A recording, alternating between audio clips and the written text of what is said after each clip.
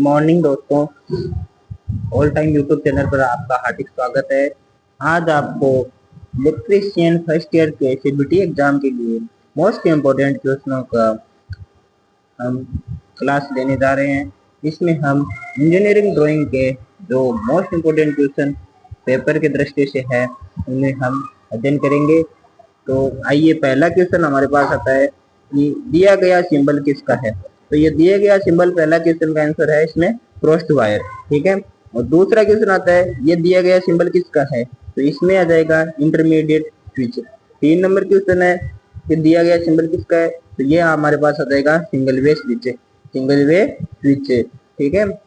इसके बाद में यहाँ हमारे पास आ रहा है ये दिया गया सिंबल किसका है, तो इसमें देखोगे तो ये 2 लाइन बनी हुई है, कैपेसिटर का सिंबल होता है, तो ये वेरिएबल कैपेसिटर होगा क्योंकि इसमें ये तीर का निशान है, तो ये कहते हैं वेरिएबल कैपेसिटर का सिंबल हो जाएगा।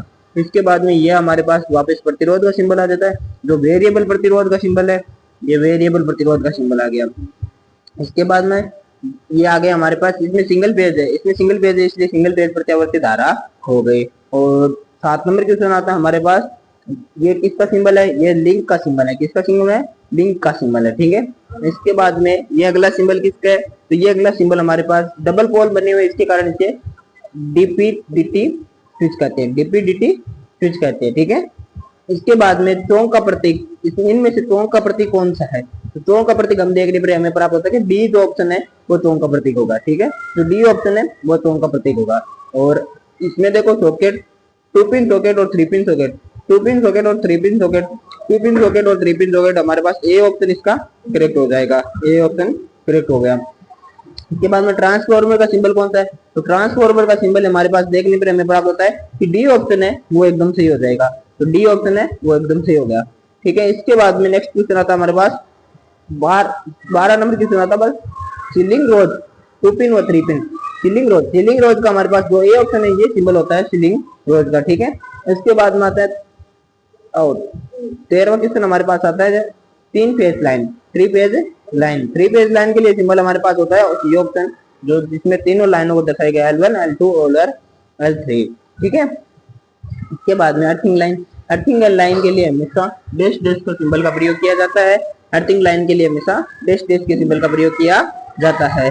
इसके बाद में न्यूट्रल लाइन, न्यूट्रल लाइन के लिए, न्यूट्रल लाइन के हमेशा ये जो इसमें तो देखो इसमें डैश डैश का बीच में एक बड़ा डैश एक छोटा डैश, एक बड़ा एक छोटा ऐसे डैश था, इसमें जो इक्वल आकार के डैश होते हैं ये न्यूट्रल लाइन के लिए होगा, इसमें बी ऑप्शन करेक्ट हो जाएगा, ठीक है।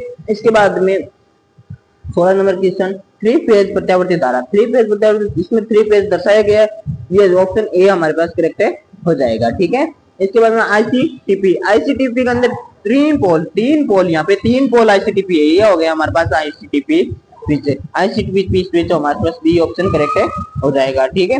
अगला देखो oil circuit breaker, oil circuit breaker में देखने पे हमें प्राप्त होता है कि oil circuit breaker C option है वो करेक्ट होगा, सी ऑप्शन है वो करेक्ट हो जाएगा, ठीक है, ऑयल सर्किट ब्रेकर के लिए। अब है साधारण फ्यूज, साधारण फ्यूज जो क्रिकेट टाइप का स्विच होता है उसमें हमारे पास डी ऑप्शन का जो स्विच है वो हमारे पास सही हो जाएगा, ठीक है। अब push button switch, push button switch में हमारे पास दबाने पे कार्य करता है वो है हमारे पास बी ऑप्शन का करेक्ट हो जाएगा, इसमें बी ऑप्शन करेक्ट हो जाएगा, ठीक है। ये इस प्रकार हमारे पास इतने ही क्वेश्चन, 21 क्वेश्चन हमने आज देख लिए। इसी प्रकार हम आगे के अंदर थ्योरी, WCS और अन्य भी क्वेश्चनों को अध्ययन करेंगे, ठीक है। तो जुड़े रहे हमारे YouTube channel, all time YouTube channel पर, ठीक है। धन्यवाद।